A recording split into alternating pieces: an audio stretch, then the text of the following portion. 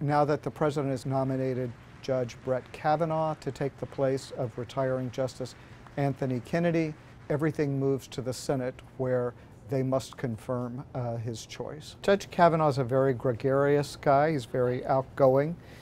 He's got a lot of friends, both Republicans and Democrats. I imagine he'll use that personality if he can. He's been on the bench since 2006, and so I think he'll be a very polished candidate.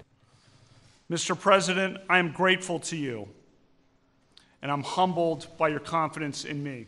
You know, the question is that always comes up at these confirmation battles is how much Democrats push him to try to answer questions on hot-button issues such as presidential power, such as abortion, such as same-sex marriage and gay rights. A big fight is going to be what he thinks about Roe v. Wade. If confirmed to the D.C. Circuit, I would follow Roe v. Wade faithfully and fully. That would be binding precedent in the court. It's been decided by the Supreme Court. Ask you your own opinion. The nominees just don't want to answer questions. They think anything that they say can get them in trouble. I can't talk about specific cases or controversies. The president needs to get at least 50 senators on his side in order for Vice President Pence to come in and cast the deciding vote if there is a tie. And so there's not a whole lot of room for error here. There are two Republican senators that he will have to make happy,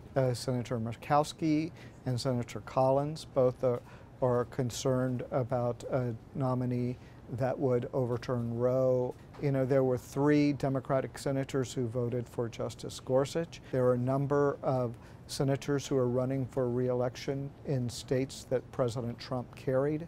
There's going to be a lot of pressure on them to support the president's choice. Kavanaugh fits pretty squarely into the conservative legal establishment. He would almost certainly be more conservative than the justice he's replacing, Anthony Kennedy. When he talks about his view of constitutional interpretation, of statutory interpretation, he sounds much more like Antonin Scalia than he does Anthony Kennedy. Judge Kavanaugh's life, in a way, has been divided into 2 parts. He was in the George W. Bush White House. I think that there'll be a lot of interest in finding out about that.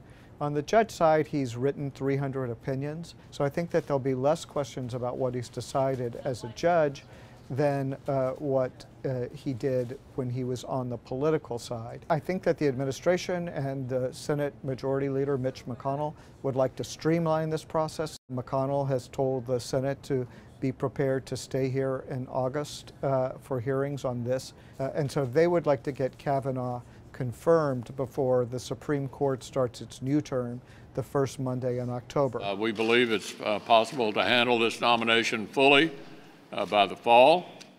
Certainly the Republicans want this taken care of before the midterm elections. Even though this Congress would continue until January, they have time, but I think that they would like to, one, make this an issue in some of those elections, but also it would be good for them to get it done before the November elections are held.